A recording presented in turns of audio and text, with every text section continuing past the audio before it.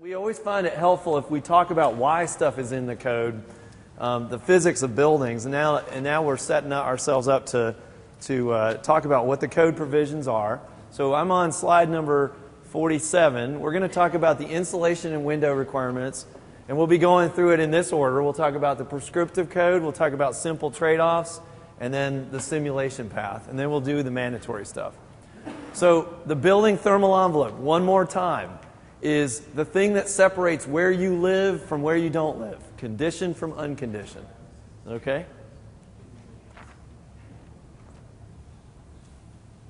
Hi, guys. Conditioned from unconditioned space. So that leads us to this little scenario right here, which is... So let's just take an example. We've all seen, similar houses from the road. I would say we can all say that we've seen that, right, guys? All right, so from the outside, all three of these homes look different. Look identical. Excuse me, identical. But in reality, each one of them define the building envelope differently. In the first case scenario, this is probably the most common that I see. I assume this is pretty common for y'all's area as well. Got any head shaking? Yeah, I got one. Okay, good. That's where you have the flat attic and you have that unfinished basement. And with the insulation, if I'm standing in the basement, I see the insulation up in the ceiling. The second example, we've actually expanded the beer cooler, shall we say, to include some vaulted ceilings, as well as that basement is now pulled into the conditioned space. And lastly, we have, basically the whole house is now in conditioned space. This gets really important for this set of energy codes because of that performance testing. When you're doing the blower door test, you actually have to calculate condition volume. So even though you might have the same blower door result or the same leakage, for example 1, 2, and 3, 1 might not pass because it has a smaller volume. 3 might pass because it's unfortunate but true that the larger the house or the larger the condition volume, the easier it might be for you to pass. So there's a bias towards it. But in none of these are they defined incorrectly. These are all valid examples of your building thermal envelope. So you get to pick how you define the envelope. And once you pick it, you just have to follow the rules and do it correctly. That's really what it boils down to, okay? So this is fairly standard approach. This is a little bit different, and that's probably a little bit more in some ways cutting edge, but it might also cost more. Example 3 is probably my favorite, only because it means that my air handler and duct system is definitely within conditioned space, and I don't have to do a duct blaster test. You don't have to do the duct test if all the ducts and air handler are inside the envelope. You guys are not excited as you should be about that. Okay, Sam would like you to be excited about that. The only other comment we make is, you notice that the garage is never inside the building envelope, right? You would not want to park a giant carbon monoxide producing device in your living room. Does that make sense?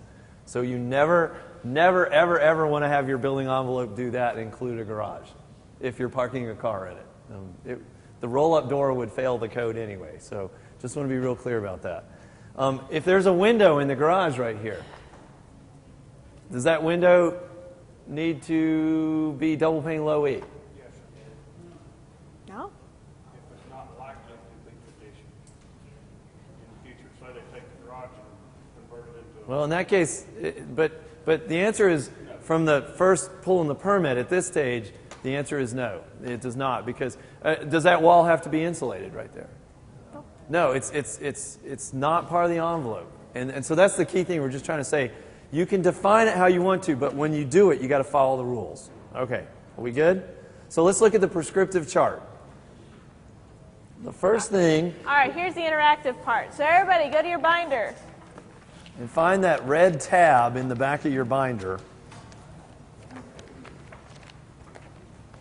And you're going to have to flip a page. To page 27. It looks like this. And you see that chart up there on page 27? It's table number 402.1.1. Everybody got your pen ready? All right, take your pen. And you're going to X that out, guys. Put a big X through that chart. Okay? I know it feels wrong, but it's no, okay. it feels good. It feels good to knock something out, right? Yeah, Put a big yeah, X through that chart. 402.1.1. 402.1.1. Put a big X through it. No, not that one. Just kidding. Just kidding.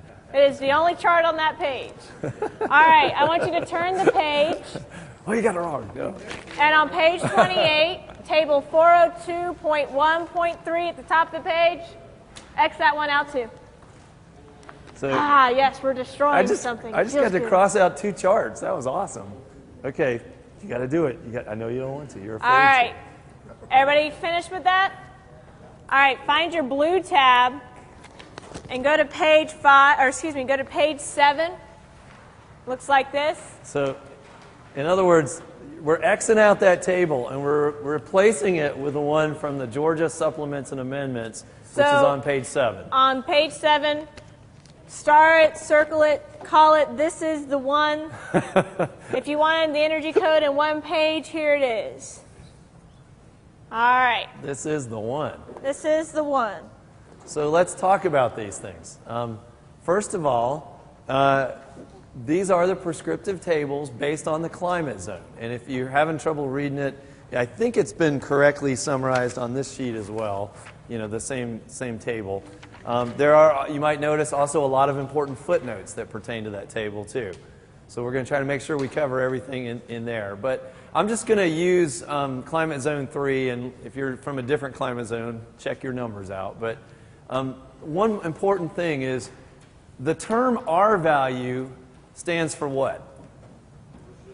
Resistance to conduction heat flow. Well, there's also a term called U factor. U factor is related to the R value. Does anybody know how they're related? They're the inverse, or the reciprocal, right? 1 over the R value is the U factor, just like 1 over the U factor is the R value. So they're inverse of each other.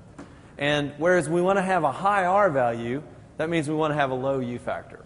So U factors are generally used for assemblies. A window is an assembly of a bunch of different components. R values are typically given for just the bat or just the foam board or something like that. So R values are components, U factors are assemblies. I'm sorry, I did not make up these rules. This is just how it goes. It's the world we live in. But the bottom line is when you see a U factor, you don't want to be any higher than that number. When you see an R value, you don't want to be lower than that number. So let's take, for example, the glazing, the fenestration, that means the windows. The maximum U factor is 0.50. Okay, we're going to hit that every time. With double pane low E windows, you're going to hit that every time. There's a one for skylights. The glazing solar heat gain coefficient is that term we already mentioned. That has to be no higher than 0.30. That is a change. From the old code, it used to be 0.40. There may occasionally be some windows that you run across that are 0.31 or 0.32 or something like that. 0.30 is, however, the code. Okay? So, but let's not be fearful, because we had all those tax credit windows, right? Oh yeah, these windows have been out for a while. Tax credit windows really made these widely available. So, 0.5 U factor, 0.3 solar heat gain coefficient. It's very achievable. Yeah, you should be able to get these windows. How much R value do you need in the ceiling in climate zone 3? Does everybody see that? 30 is the answer. If you're in zone 4, what's the answer? 38, okay? We get this question a lot. What if I'm going to do a cathedralized ceiling? Vault the ceiling. The answer prescriptively is still R30. Okay, so R30 is in essence the answer for vaulted ceilings as well as flat ceilings by the prescriptive code. If you want to do less, you're going to have to do a trade-off. Okay? Walls. How much R value is required in the walls? 13. And attic knee walls, of course, we already talked about it. Those are R18, okay, with an attic side air barrier. A mass wall is a concrete wall, for example, or a block wall, or a log wall, or something, a concrete wall, most likely, that is more than half above grade. A basement wall is a concrete wall that is more than half below grade. It's just a code definition of what's a mass wall. You probably don't see a whole lot of houses built out of concrete blocks up here, or in Georgia, right? Maybe on the coast, but I'm guessing not a whole lot. People generally build wood frame houses. So this is really pertaining to that. A mass wall house would be, Or a log home. A log home would probably fall into that, would definitely fall into that category as well. Log homes generally have to do a trade-off. Roxanne, can you explain what those numbers mean down here? So for a mass wall in climate zone 3, you can either have exterior insulation up to R5 or interior insulation to R8. So yeah, if we build our log cabin and put pink board on the outside, that might look kind of strange, but it'd be meeting the energy code. Maybe we shouldn't use that as an example. Well, I know, but that's what when we're talking about those concrete mass walls, we're going to be insulating that to R8 inside or R5 outside. For flooring, this is under flooring insulation. This is going to be to R19. Now, does that mean that between your first floor and your second floor you need R19? No. Very good. Basement walls, it is very similar. It either means you need R5 continuous insulation or R13 cavity insulation for climate zone 3. Slabs, we used to require some insulation, but not anymore. Long time ago. Long time ago. Because of termites, right? So termites like to eat. Crawl space walls, because they're really just short basement walls, are the same. So R5 continuous or R13 cavity. All right, who has questions about what we just went over? Because we just basically completed the day's training right there. That's it. Okay, not quite, but if what we just covered makes sense to you, you're well on your way. I want to make sure, does anybody have any questions? Because there's a whole lot of footnotes on this, and I want to point out one or two of them. One of them, the footnote is, Holy moly. Holy moly. Let's see. G, footnote G. That pertains to floors. Floors, in general, in our climate zone need to be how much insulation? R19. Okay, the one exception would be, that would be a floor over a crawl space or a floor over an unconditioned basement or a floor over a garage or something like that. The one exception would be a cantilevered floor, right? A floor over outside air, truly outside air. A cantilevered floor over outside air. The footnote G is telling us that by prescriptive code needs to be how much? R30. Does everybody see it? And there's a special air sealing detail that needs to be in there. You have to block the band area.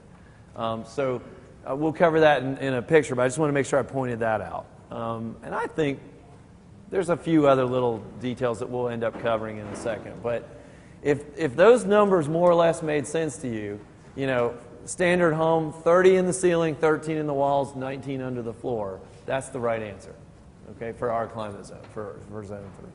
Does anybody have questions about this? I just want to make sure we're all cool on this. We're good. Okay. If you would like to play the follow along at home version, okay, then there's a couple pages of the code under the red tab. If you want to pull these out, there's only, I think there's how many pages? Like 6 pages. So start with that page that's got the big X on it. 27, 28, 29, and 30, I think, are the ones we want. 31. Yeah, probably just those.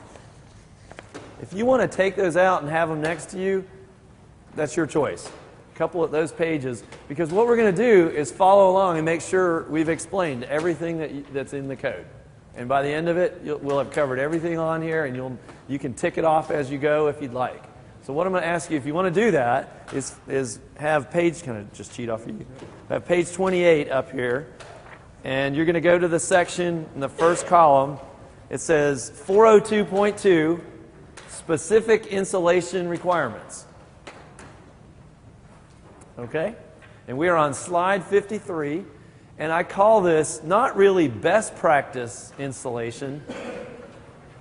It's really more like correct practice installation. So John, a lot of this kind of applies to the work that y'all do. You know, how do you do, if you have a flat ceiling, how do you insulate it correctly? So is everybody with me so far? Are you lost at all, Doc? Are you making sense? Okay. So we're on slide number 53, and we're going to go through each of these sections of the code, just make sure you're understanding. Some cases, Georgia took them as is. Some cases, we modified them, crossed them out and modified them in essence. But they're summarized here in the slides. Some of them really don't apply.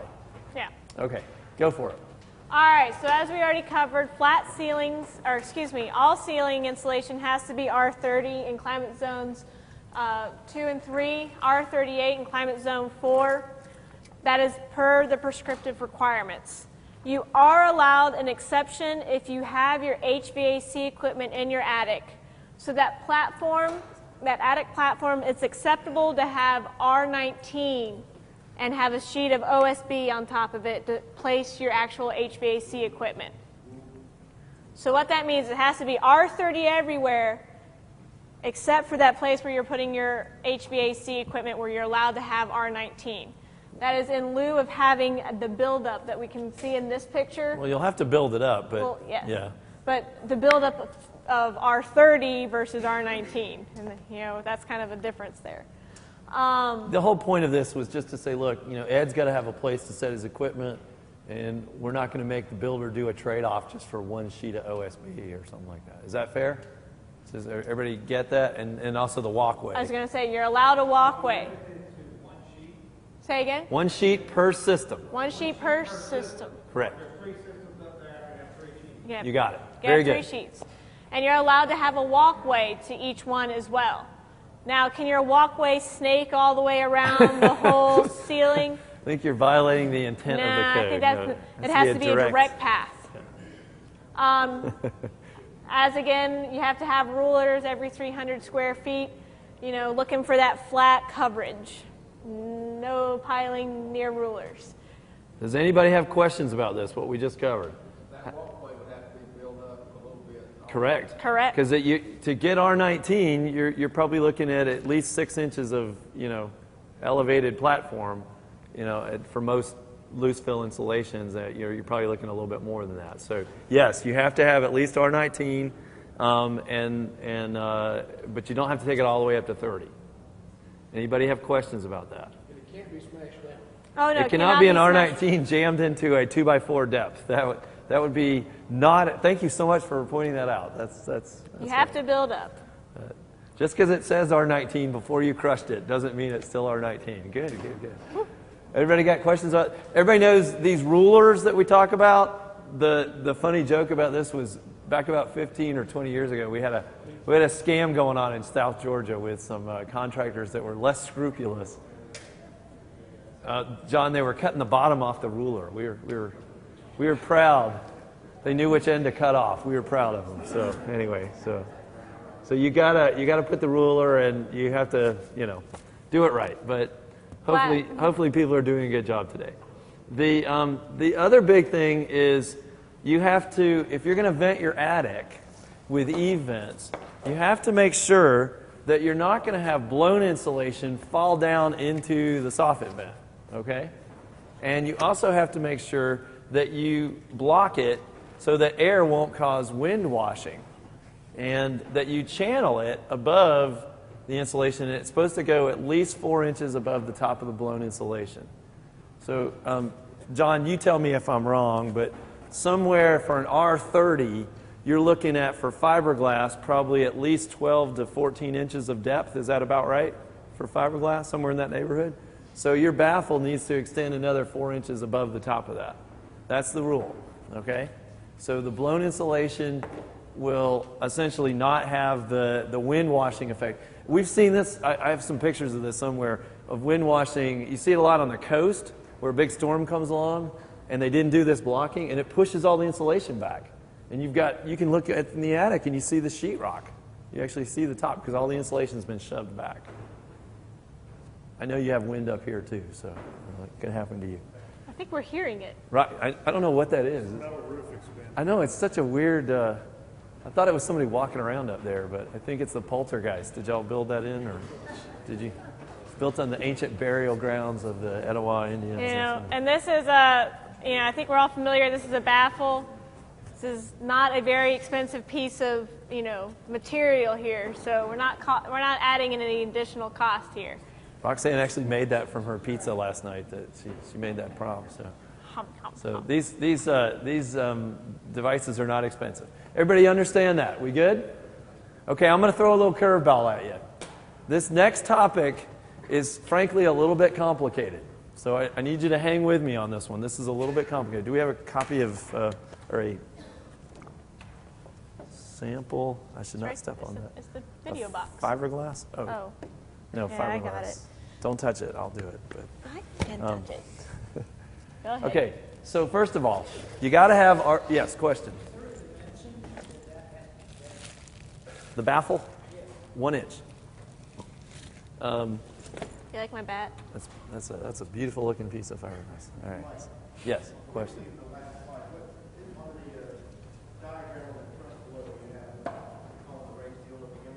Yeah. Only in climate zone 4. Yeah, and the trade-off is that in climate zone 4, you're normally required to have R38, but you can trade it down to R30 if you have a raised heel truss. But correct. But for here in zone 3, there's no benefit. I mean, it's a good thing. It's a good practice to do a raised heel truss.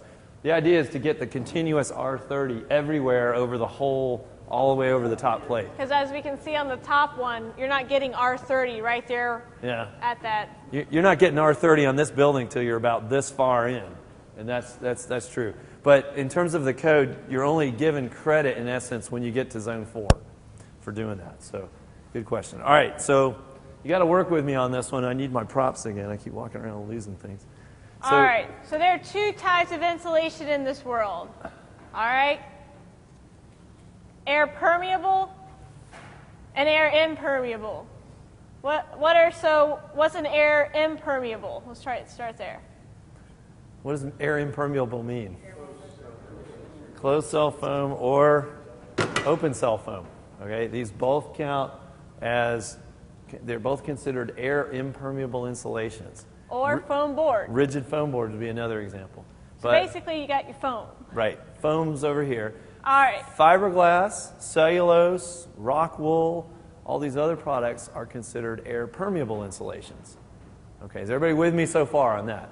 All right, good. And it's, I guess to set it all up, there's kind of 2 different rules. For air permeable insulation, there's one rule. For air, permeable, you get the idea. The bats. Yeah. Air impermeable, the foams, have a different rule for foaming on a ridgeline. So if you want to trade something down, for example, and usually on the spray foams, they only want to install about in the neighborhood of an R20. R19 is fairly common. I don't know why they only do R19, but that's the fairly common amount. So if you put in about 6 inches of open cell foam or about 3 inches of closed cell foam, you would get about an R19 or R20. Okay? Somewhere in that ballpark. And because these are considered air impermeable insulation, you can do that and you're done. And that's for an unvented attic assembly. Is everybody good on that part? Okay. If you want to do a similar thing with an unvented attic assembly with air permeable insulation, you have to have, in essence, a thermal break. A thermal break such as foam board. Okay? So a thermal break, and this is actually not from the Energy Code. This is a requirement that comes out of the IRC. What is the IRC? Residential Code. What does IRC deal a lot with? Moisture. Okay, this is a preventing condensation issue, but it affects energy as well. So the idea being, if you want to do a cathedralized attic and you want to use fiberglass, you're going to need to put a foam board first and then put the fiberglass against it. Or sometimes we see people spray foam, like an inch of foam, or spray a flash bat. A flash coat is what they call it. You spray a, flash and bat. Spray a R5 and then put a bat up against that. That's okay. But you have to do this to prevent condensation. You can also do it with, you could put it like here in between the rafters. You could put it on top of the rafters and then put decking. You could put, some companies make a product where there's OSB already attached to foam board. So any of those could work. But if you don't want to do this, you have to vent. Okay, so your choices are either you give up an inch to run a vent baffle all the way up the rafter, or you give up an inch for a rigid foam board and you don't vent the assembly. Does everybody understand that? If you want to use fiberglass, you have to give up an inch one way or the other. All right, so I'm going to ask a question. If we're using fiberglass and we're venting, do we need to put in that foam board? No. Okay, but if we're using fiberglass, we have to give up an inch either way. What I'm getting is you can put, say, the half-inch dowelboard up against the roof deck. You probably need a little bit more to get to R5. You need an inch. Let's say an inch. Okay. Say an inch. Right. Right. You can put the insulation right up against it, and you do not have to vent that area. That is correct. You have got it right. What do you do like on a bonus room of a house where you've got the attic above it? There's no way to pull air in from like your E-vents at that time. You might either do a gable vent on the other side, or you might just run the insulation all the way up to the peak and not vent any of it. And that's a really good question. I don't know if y'all heard that, but the question is pertaining to, what do I do if I've got a bonus room situation, and how do I get the air in, how do I get the air out? And it is tricky. Really and truly, with vents, if it's a simple flat ceiling with flat insulation and a gable roof or something, go ahead and vent it. It's pretty easy to do. You use ridge vents, soffit vents, gable vents, turbines, turtles, whatever you like. Just don't use a fan. But when you start cathedralizing it, that's when we really start questioning the benefit of venting it. And it's been proven a number of times that really it's probably better off not to vent it. You have a choice. You can vent it all the way up with a baffle, or you cannot vent it all the way up with a foam board. I personally would recommend the non-vented assembly. I think when it's on a flat, go ahead and vent it. But everybody knows when I say cathedralize, you know what I'm saying, right? That when you've moved the insulation to the slope and it's running along the roof line, I say don't worry about venting it. I say you're better off not venting it. Shingle warranty being what it is. Shingle warranty, some manufacturers will let you out of the warranty, some will not.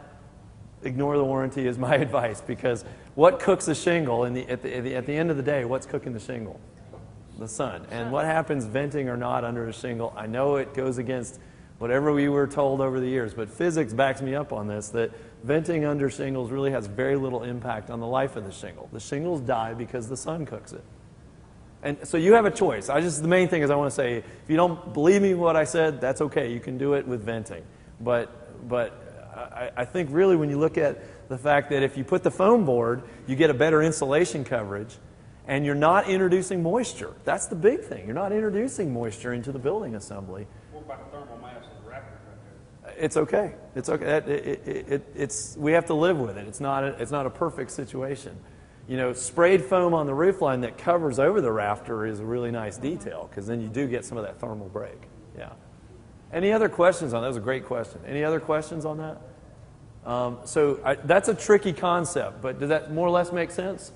It's a little tricky to just realize the world now has two kinds of insulation, air permeable and air impermeable. All right, here's one we can get our arms around, attic access. Roxanne?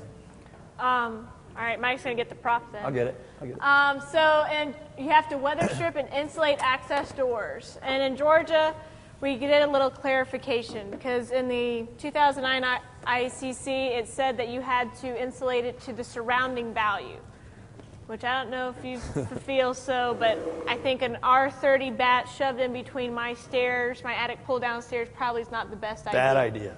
Probably, yeah. Probably just a really bad idea, because you're not getting the R38 and your homeowner's going to take it out because it's ugly. Instead, Georgia said R5 and pull down stairs and doors, scuttle hole covers, you have to do R19.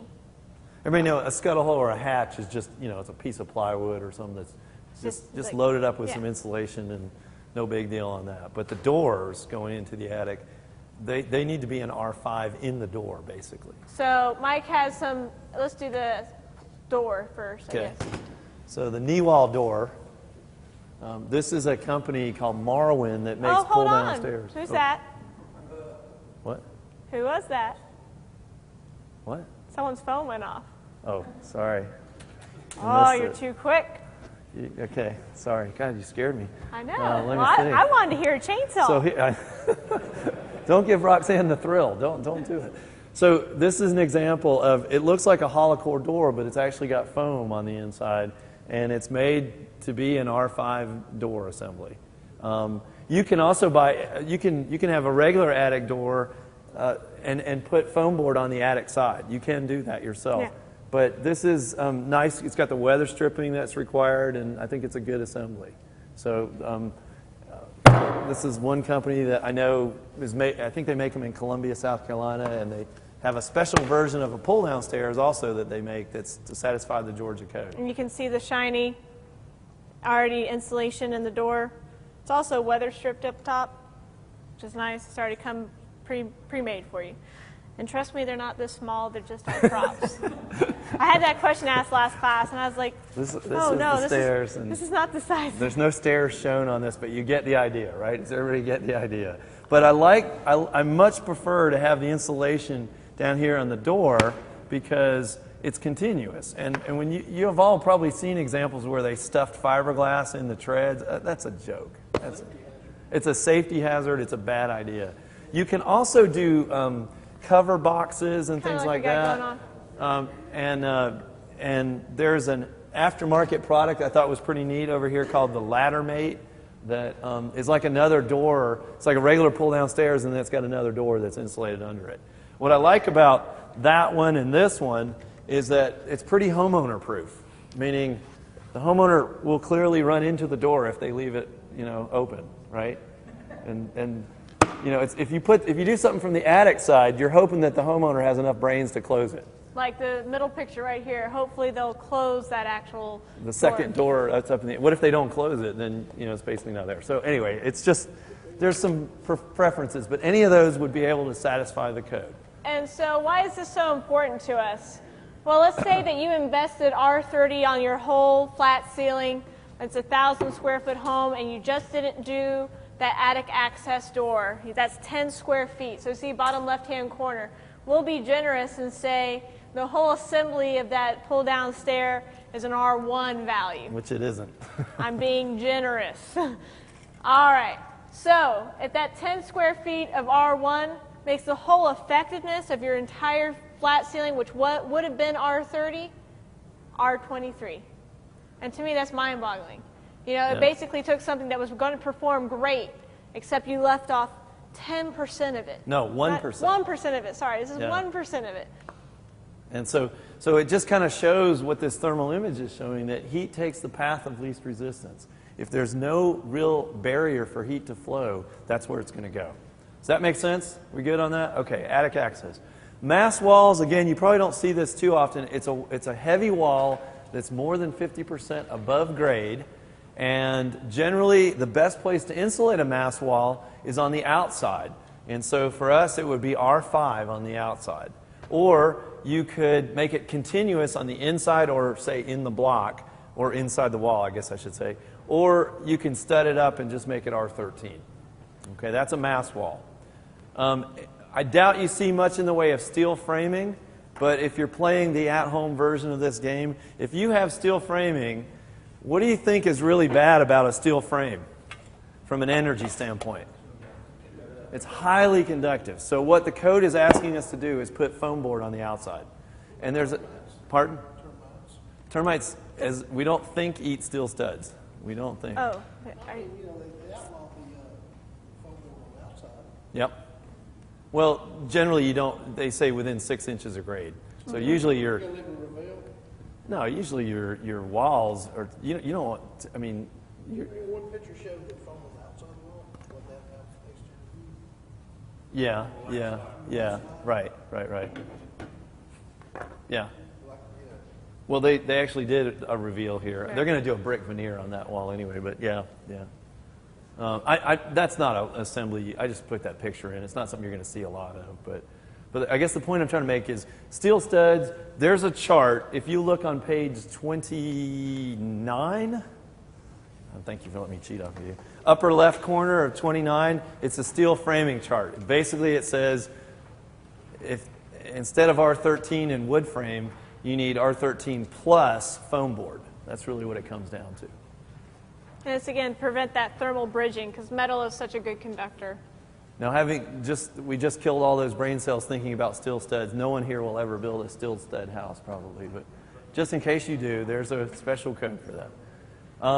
This is another big one, Roxanne, that we think is really important, is the insulation has to touch the air barrier. So remember I told you at the beginning of the day, in order to properly define your building thermal envelope, your beer cooler, your insulation has to be continuous and in contact with your air barrier.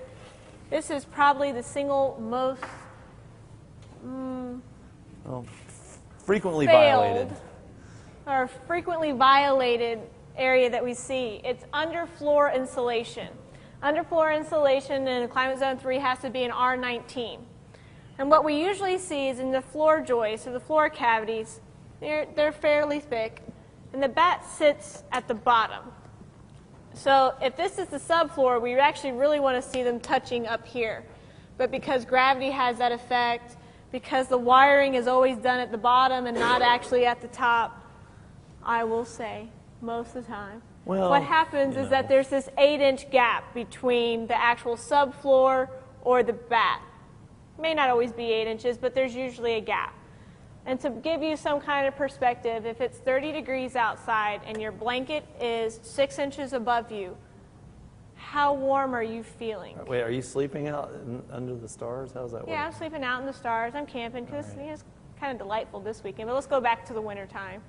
If your blanket's 6 inches above you, hovering there, but not actually in contact with you, are you feeling warm? No, because your insulation is not touching you. And that's the same. Oh, wow, bringing up pictures. That's the same for your flooring. So in a crawl space, we often see bats that have fallen down because of gravity, or that were actually never in contact with the subfloor to begin with. And so that's probably one of the most violated ones that we see. It's not allowed. You have to be in contact with your subfloor. So you got some thermal images. I don't know if you can see this real well, but hey, Landon, can you hit the light switch behind you for the? There you go. You still can't see it that well, can you? Well, you get an idea though of. And interestingly enough, this could either be a floor or a ceiling, right? You can have the same effect here where if the bat is not in contact with the air barrier, it doesn't work. This is actually not a floor.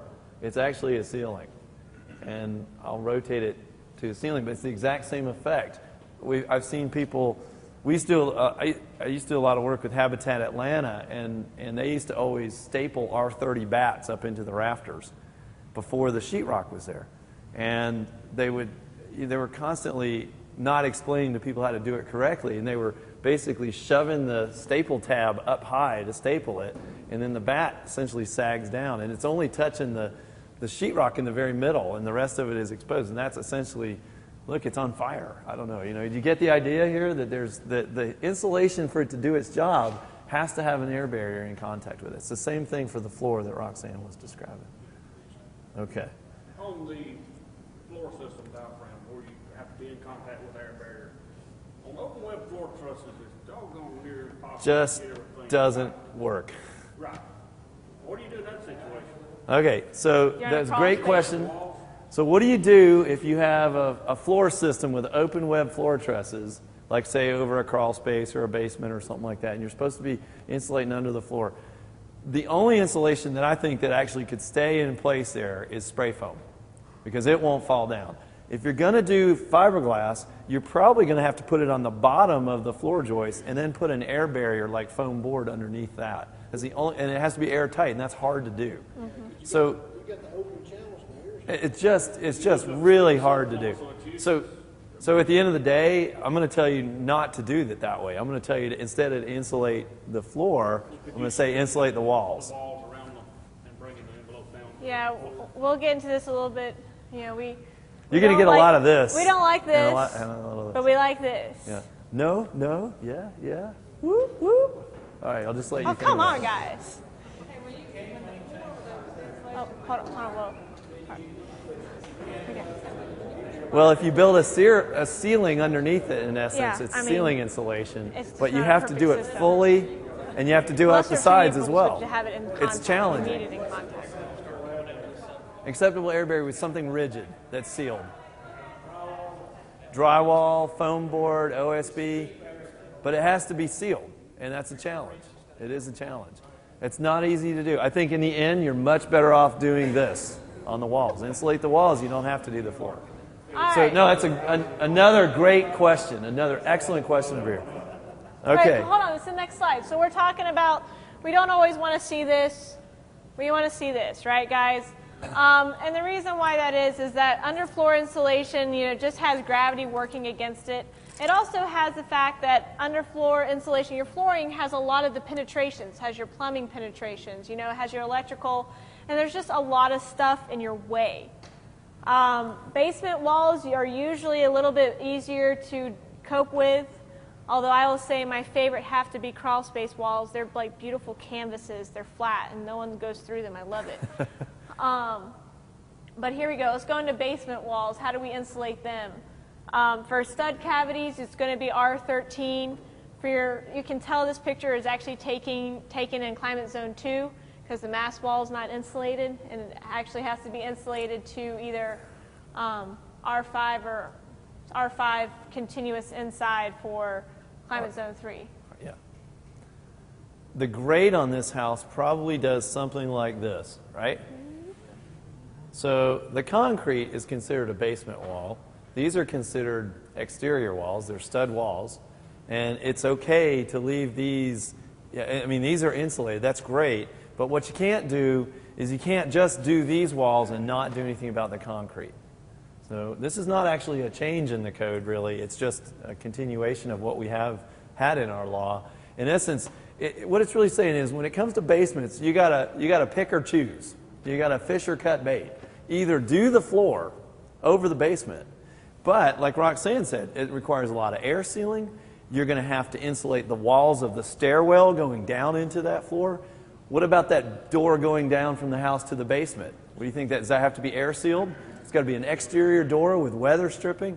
There's a lot of details, and at the end of the day, it really doesn't work as well, in our opinion, as if you insulated all the walls of the basement. But if you're going to insulate all the walls, you got to do all the walls. You can't just do this. You got to do the concrete.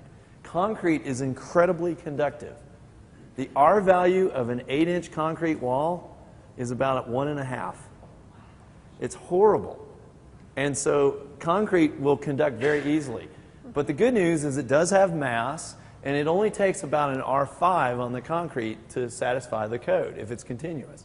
And so even though it's not a finished basement, it's an unfinished basement, you can still insulate the concrete walls and these walkout walls, and you're done. And again, don't forget, your ducts and air handler are inside the envelope. So there's some good advantages. What if you put the insulation, rigid insulation, on the outside of the concrete wall and protects your water? It would be brilliant. It would be brilliant. In fact, the best place for insulation on a mass wall is on the exterior side. However, Thomas, you got to run it all the way up. You can't stop at grade. If you run it all the way up, I think it's brilliant. Okay? Now, you may have people that are pest control folks that freak out about it, but if you use, there are some products that they make. One of them is called Warm and Dry. It's almost like a rigid ductboard. It's actually a fiberglass product. There's no food source or tunneling source for termites. I think that's an excellent way to do it. In fact, that's the best place for insulation on mass is on the exterior. So what you described is there's a company they make a spray-on waterproofing called Tough and Dry, and then they make a rigid fiberglass board called Warm and Dry. And there may be more of those similar products as well. But that, from a thermal standpoint, is the best place for the insulation. Sorry. Well, yeah, you have not violated any termite laws by doing that. You would have violated if it was blueborn, for example. But with a rigid fiberglass, you'd be okay. And that is truly the best place for it. But since a lot of people don't want to do that, the option is the real question is, I'm a builder. Okay, I heard you south face people. I'm kind of convinced. How do I insulate the inside of my basement without finishing my basement? Because if I put foam board, I'm going to have to cover it with drywall, and in that case now I might as well finish. I mean, I'm finishing it. So that's a lot of cost. So what are some options? All right, so one of them is cellulose bat, which we can send around here. It's treated with borate. I was just checking to see if you were paying attention. Okay. And so this actually can be adhered to the wall. I think it can actually be glued. Is that right, Mike? Sure. to the top and sides and bottom. We can also do... Well, before you do that, Oops, this sorry. is something kind of new. I have It no is. idea how much it costs, but it's a cool concept. It's 1.5 inches, gets you an R6, so you've exceeded code. And it's treated with borate. It's got to have incredible sound absorption. It's real dense. Larry, have you ever seen that before? The sailor's bat? I think it's a cool idea. Does not cause cancer. It's made of old newspapers, so it's safe. It doesn't burn. Go ahead, Roxanne, sorry. The second option is to do the fiberglass bat with vinyl backing. I don't have a sample of that. We don't have a sample of that, but it is a fiberglass, but you kind of covered it up and kind of put an air barrier side to it. You've all seen that same insulation if you've ever been inside a metal building, right? A Butler building, it's exactly the same insulation. It's perforated vinyl against fiberglass. It's pretty cheap, and you notice this builder has put a couple, Hilti nail, shot a couple washer Hilti nails in it. It's got to be up against the concrete, but I think that's a great, inexpensive way to do this. This is a good way of doing a basement. And then lastly, we have the rigid foam or foam board going in.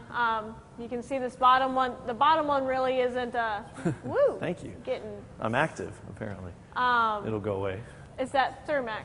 Mike, do you I got it right here. Oh, So there this you are. product is the only foam board we know of that you can leave exposed without having to cover it for fire issues. So you have 3 options here. I think all of these have merits. I think probably the middle one is the one that we see the most of. It's reasonably inexpensive. And again, the advantage is you don't have to fool with all the air sealing. You don't have to insulate the stairwell. You don't have to do the duct test. Sorry.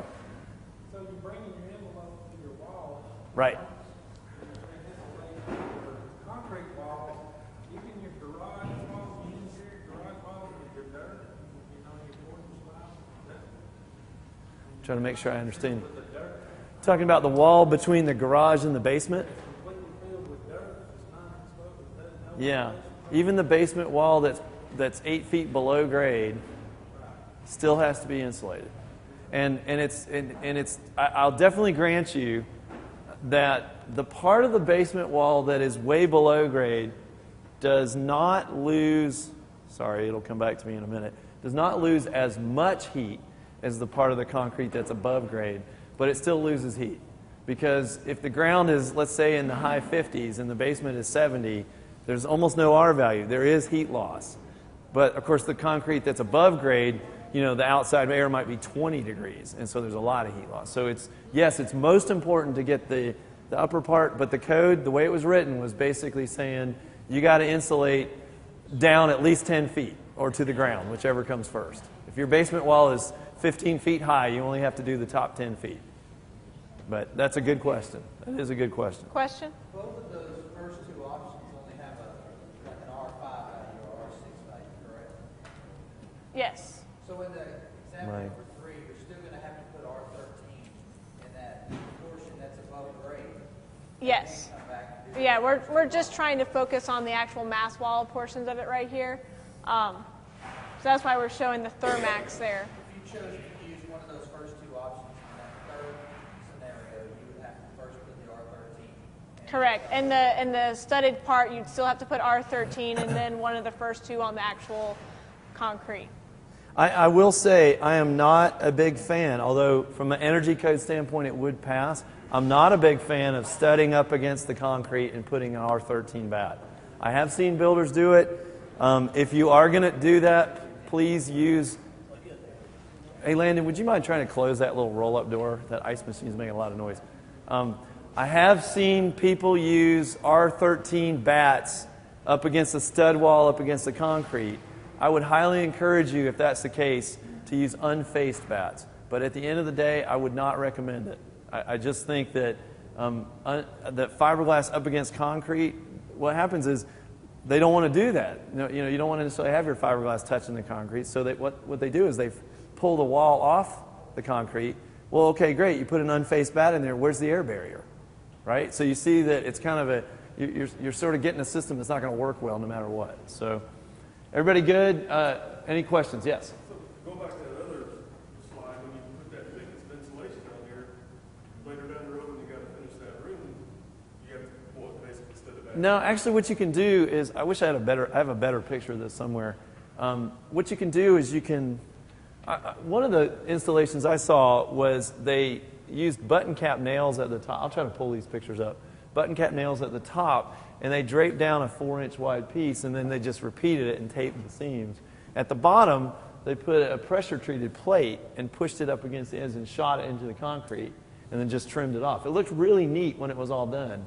And what you could do if you were finishing it is you could just put a 2x4 on edge, not in line, and you could even run your wires behind it. And you'd probably have a little compression of the fiberglass, but you know, you'd easily satisfy the minimum of R5. You know, you're taking an R11 bat and compressing it a little bit. So I think that you can still do it in essence. That's a good question. I'll try to find those pictures later at break or something. Okay, I'm going to try to keep going if that's all right. All right. Slabs do not have to be insulated, even though physics is what physics is. Heat loss off a concrete, very conductive edge of a slab is where you're paying a big penalty on a slab.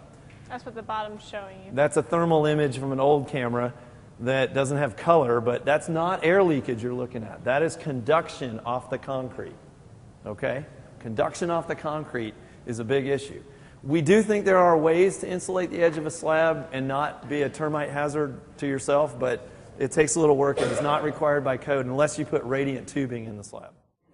All right, so you want to kind of give us the overview here of crawl spaces? All right, so crawl spaces can come in several varieties. The one that we kind of see the most is the first one in the upper left-hand corner is a vented crawl space assembly where you actually had the underfloor insulation. We've kind of talked about this. This is, you know, common. If installed properly, it works fine, but we don't always see it installed correctly. We'll get to know the difference between open and closed crawl spaces in the video that we're going to see right after this.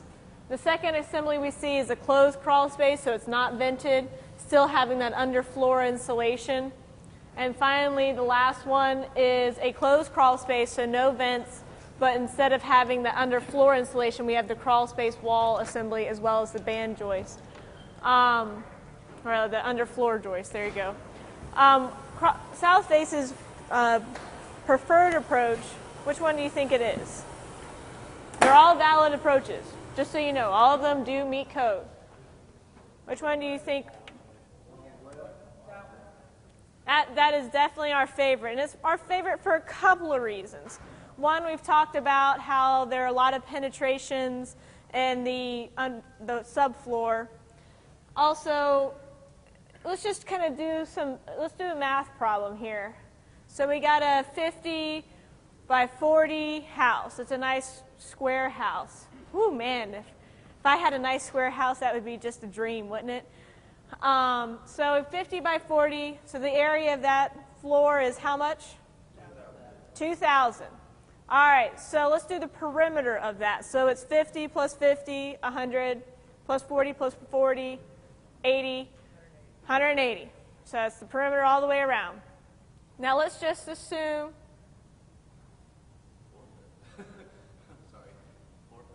Oh, 4 foot cross. Sorry, I was like, I didn't do my math wrong. I know I just ate some more Chick-fil-A, but I didn't do my math wrong. All right, so let's assume that we have a 4 foot crawl space. So 4 times 180 is 400 plus 240. 720. Or 720, there you go. All right, so you can either insulate 720 square feet of R, what? R5, or 2,000 square feet at R19. And you have to air seal still. Yeah, I'm pretty sure 720 at R5, that's going to be a little cheaper. Well, you know, even if it's the same price, it just offers It's a lot easier. Remember, nice blank canvas walls and crawl space walls. So. You know, your subfloor has a lot of air sealing, a lot of detail. So that's why it's one of the reasons why we like the closed crawl space wall with insulation. Crawl space wall insulation is something that is not brand new, but it's still it's become less controversial, I think, but it still sometimes rocks certain people's worlds. So you don't have to do it, but if you do it right, it seems to work really well. In all cases, you have to have the vapor retarder. The advantages of closed crawl spaces, like Roxanne said, less insulation, But you got to get the details right. You know, you cannot have a drainage problem because it's really a short basement, right? You can't have a drainage problem in a basement and expect it's going to work well. Same for the crawl space. And, you know, your access to your crawl space, you have to treat it like a real door, an exterior door. It can't just be a piece of plywood hanging on the wall. But if you do it right, it can work. The code, the IRC, allows you, basically the code as it's written says you got to vent. And it says if you want to get out of the venting requirement, the exceptions are either you continuously exhaust from your crawl space, you put a fan in the crawl space and always kind of suck it under negative pressure.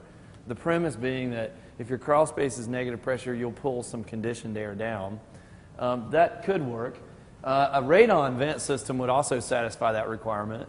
And also you can condition the crawl space. There's two ways to do that. One is to put a little bit of supply air off your ductwork that's in there. It doesn't take much. For the example you gave, it's like 1 CFM for every 100. It's 2 for 100 to every 100. So you need 40 CFM for that crawl space. That's not a very big duct. But what we think is probably the best way is the last option, which is to condition the crawl space with a dehumidifier. A dehumidifier is going to control the thing in the crawl space that we really care about, which is not the temperature of the crawl space, right? What do we care about in the crawl space? Yeah, you got it. Keeping that moisture level under control. And so, I think that if it's done right, this is a great system, and it really doesn't require a whole lot of energy. Again, crucial, you don't have a drainage problem. You also cannot expect to use a standard 80% furnace or standard gas water heater from that space. It's not a big enough space, and you'd have to either use a high efficiency direct vent water heater or sealed combustion furnace or a heat pump. And you got to make sure that the pest control people are up to speed on this, because a lot of them are not. So I would caution you before you jump into this world that you make sure that the other people that could have an issue are informed of what you're doing. Usually the code officials, I think, are pretty up to speed on this. It's more of the pest control people. Have you ever run into pest control people that love to sell you vents for your crawl space? Yes? Now explain to me, and I've asked them how do the vents stop termites? Can you explain it to me? I don't know how this works. In fact, you could really ask a question, how does venting a crawl space, if you live in Georgia, really help you? How is that helping us? Because when you vent and you live in a humid climate, what are you letting in? Moisture. Okay, so... The biggest problem I can see on that, which I like that system, yeah.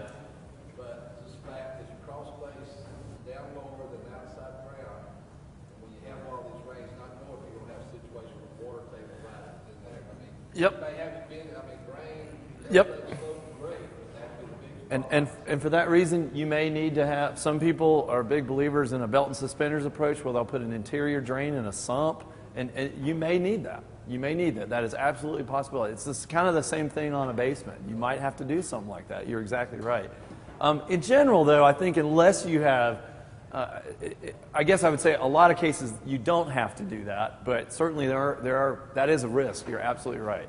And there are definitely ways that you can screw this up, but if it's done right, this really does work pretty well.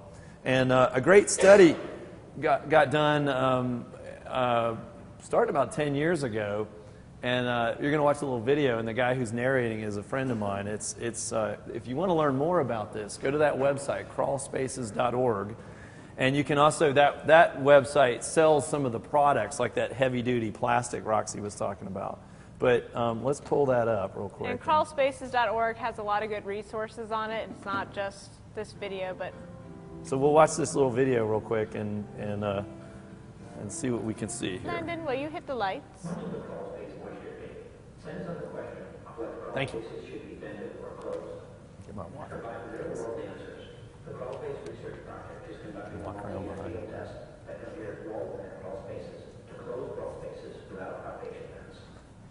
Started in August 2001, the field test was operated long enough that the moisture results have become stable and predictable.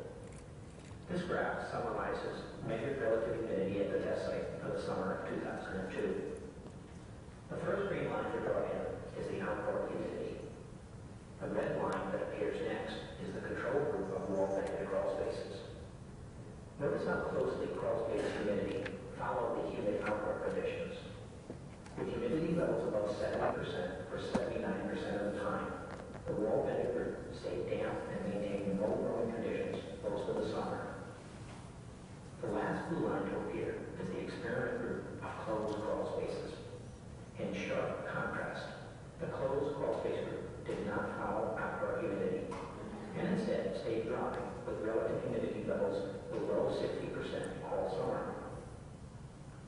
The field test site is a 12-home subdevelopment in Eastern North Carolina. The 4 homes are red on the site plan have a control group of wall-vented crawl spaces.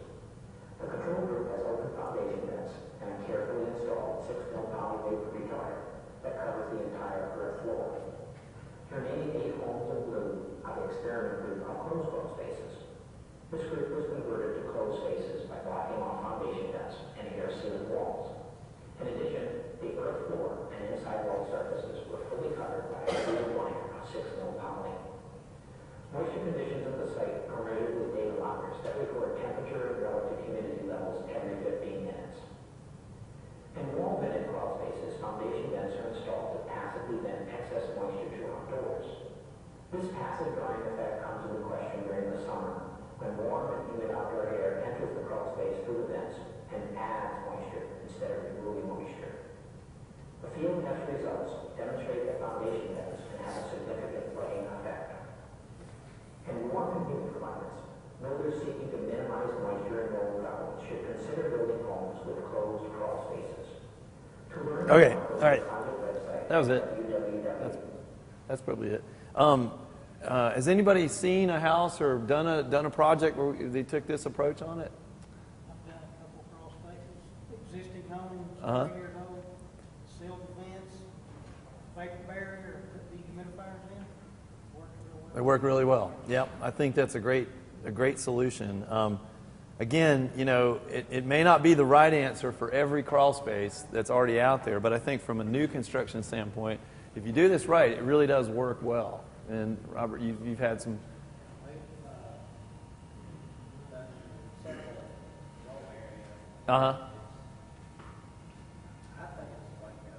Well, you know, the thing that struck me is they showed it in the video.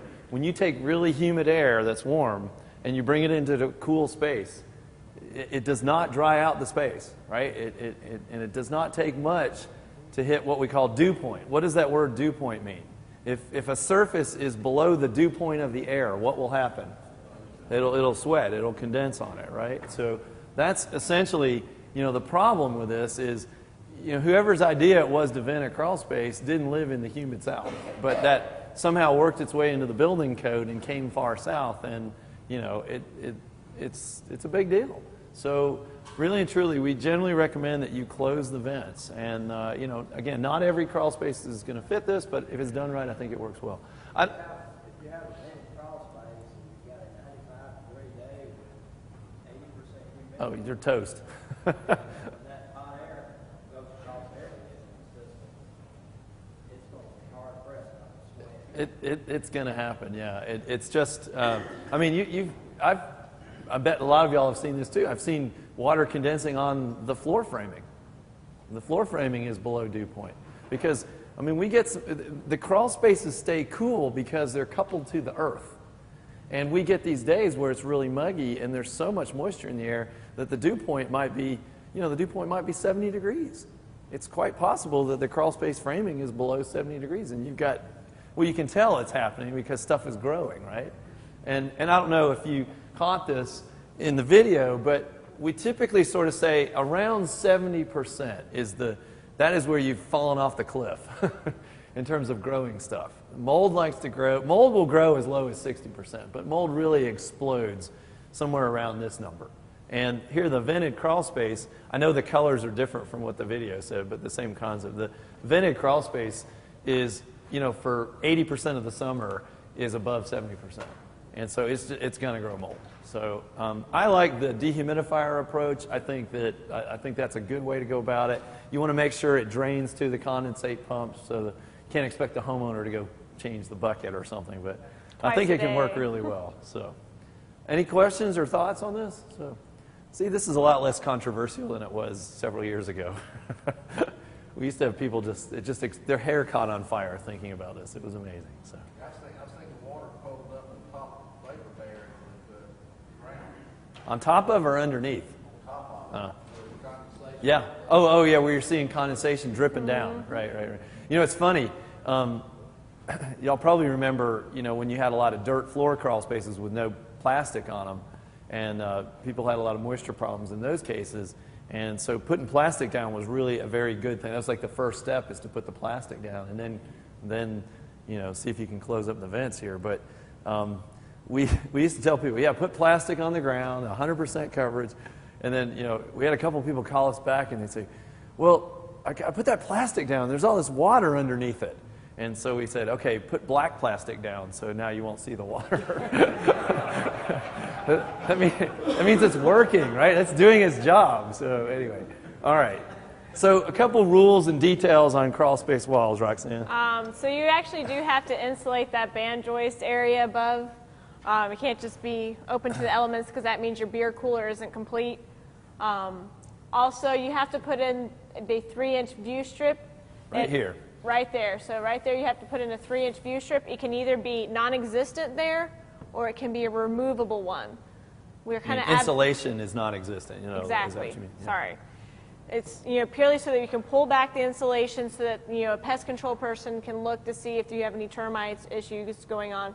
We really recommend the removable one. Basically, if you have this right here and this is your removable part, tape the seam, and then all they have to do is fold it down, and hopefully it's not too cumbersome to ask them to push it back up. That's not my job. We can hope. But the idea being that if you have a strip of uninsulated, you're going to have some conductive heat loss. So it's really going to work better if you have that fully insulate. But we want to give them we want to satisfy their need to be able to inspect it. And give them a view strip. We also can see that insulating the crawl space walls, it can end up as far as 9 inches from the actual flooring or the ground. It's probably best practice to keep that going further, but you can end as soon as 9 inches from the actual ground. You have to terminate anywhere from 0 to 9 inches off the ground. Okay. View strip at the bottom. The view strip has to go at the top. Has to be up top, because that's where the wooden joists are. Even though we had all these experts from North Carolina and from Florida come in and tell us, in Florida they're like, the view strip at the bottom works fine. In North Carolina they're like, view strip at the top works fine. And in Georgia they're like, no, our termites are too smart. So apparently our termites are really smart here. So it's a different animal, but they want the view strip at the top. I personally think it would be fine to be at the bottom, and we've had pest control people from other states tell us it's fine to do that, but my job is to tell you the law in Georgia. So it's an interesting little... it's an interesting little fun fact. Yeah, fun issue. So, but I think if you do it right, I think this can work really well. So that's the rules for crawl space walls. Once again, going back to Roxanne's argument, think about all the stuff that was in the way on this underfloor, the wiring, the plumbing, the HVAC ductwork, and how hard it was to get this insulation in correct in the first place. And then what happened here? What happened here? What do you think? Cable guy. Yeah. Why does everybody blame the cable guy? That's my guess. Everybody. Because no one in here is a cable guy. That's why I we're know, blaming that's the cable why. guy. And you just look at these, this is a heat pump. These walls are just, ready to be insulated, in our opinion. So it's a different philosophy. It's saying don't really make it a vented crawl space, make it a short basement. Okay, any questions on that one? Well, that's going to help. We're going to wrap up this section. The last two sections really don't apply to us. Masonry veneer, that has no impact at all because we're only R13. And then sunrooms, the idea of having a sunroom is that it's basically a glass box on the southern end of your house. And back in the 70s, they built these glass boxes, and they would put doors that were insulated between the glass box and your house. And in the daytime, in the winter, you would open those doors. The glass box would catch heat until the sun went down, and then that you'd close the doors off at night, right? Kind of makes sense. It's like a solar collector in the daytime, and it would work against you at nighttime, so you'd close it off. Well, the problem was everybody that built one of those, all they did is now, if you live in a house that has one of those, Air conditioning. all they've done is air condition a giant glass box, which that can't be a good thing, right? So is it a good thing? Well, if you're an air conditioning guy, or no, it's not really. Oh, I guess dear. if you sell electricity, maybe. You sell electricity. There you go. No, it's but they kind of have a couple of provisions for what they call a thermally isolated. You don't see this very often. Okay, let's talk about windows. These are important. All right, so I kind of talked about this at the beginning. Remember, the lower the U factor, the better the window. I'm going to actually skip down towards solar heat gain coefficient. So single pane clear glass, we talked about, lets in about 80% of that heat from the sun, that radiative force. Double pane clear glass is about 0.6. Double pane low E is about a 0.3. So we've definitely ratcheted that down over the years. The U factor for Zone 4, Zone 3, Zone 4, no, Zone 2, Zone 3 is 0.5 for the U factor. We can see that double pane low E windows and triple pane are about the same at 0.35. Double pane by itself is actually not going to meet that threshold by that 0.5 threshold. So so in other words, we need the low E windows to help us on the solar heat gain and to help us on the U factors. Yeah. And the good news is it does both of those. And the cost of a double pane low E window is a lot cheaper than a triple pane window. So that's kind of how we got to where we are today in many ways. But we can satisfy both of these by going to low E. The code never actually says you have to use low E. The code says you just have to have windows that meet these performance specs. That's the easiest way to get there.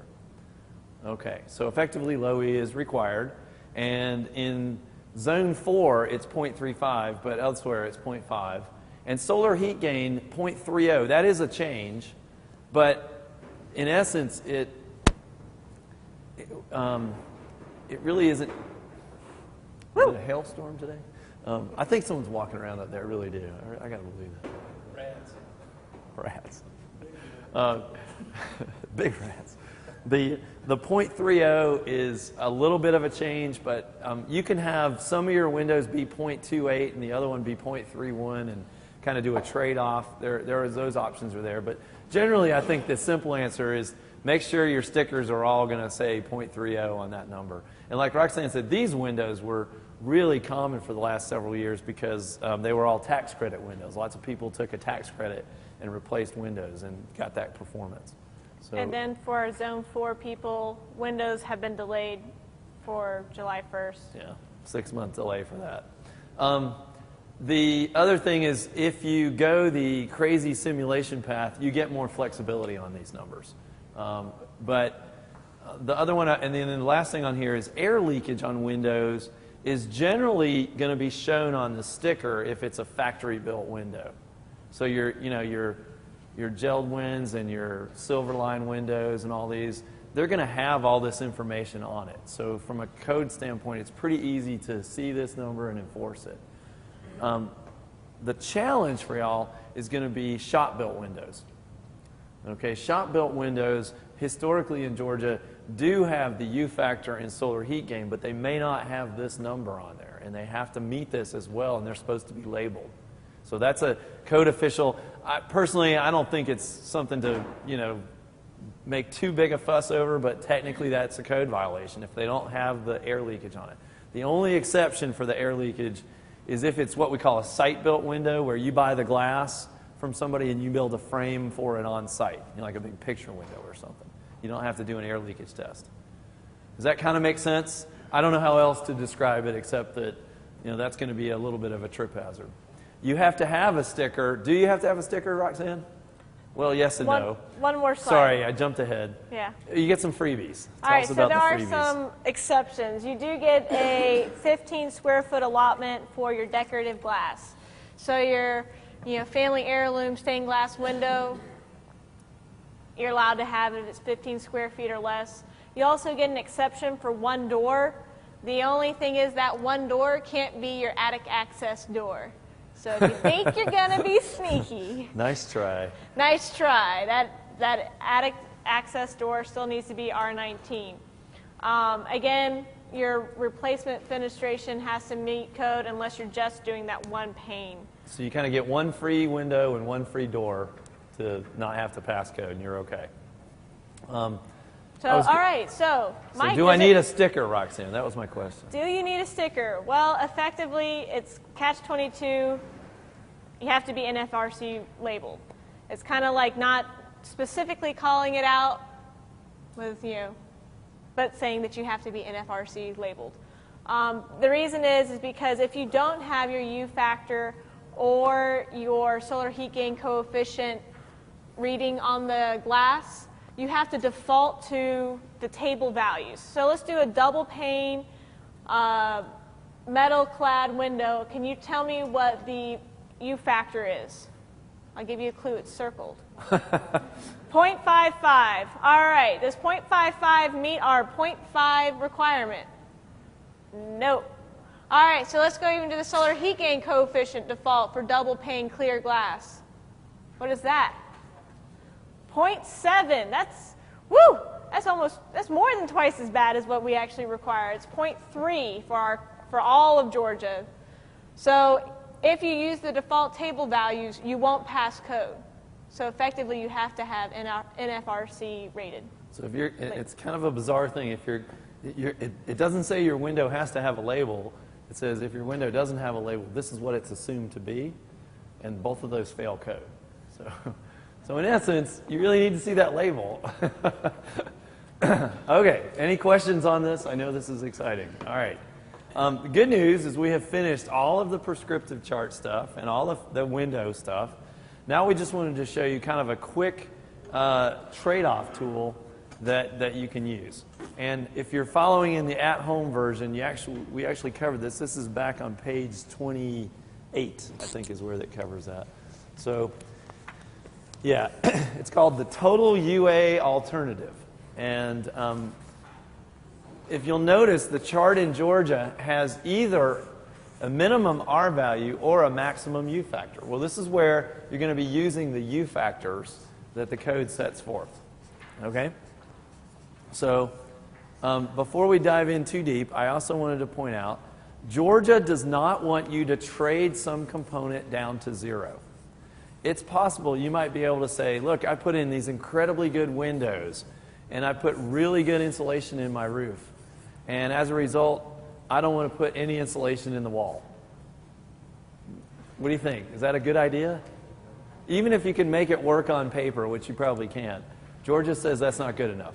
So basically what Georgia is saying is these are things you cannot trade less than. For example, on your floor, the minimum the prescriptive R value for floors is R19, right? Unless it's a cantilever floor. How much is it? Do you remember? 30. Very good. It's R30. Well, the code would allow you to trade it down to as low as R13, but you can't trade it to 0. That's in essence what this chart is telling us, okay?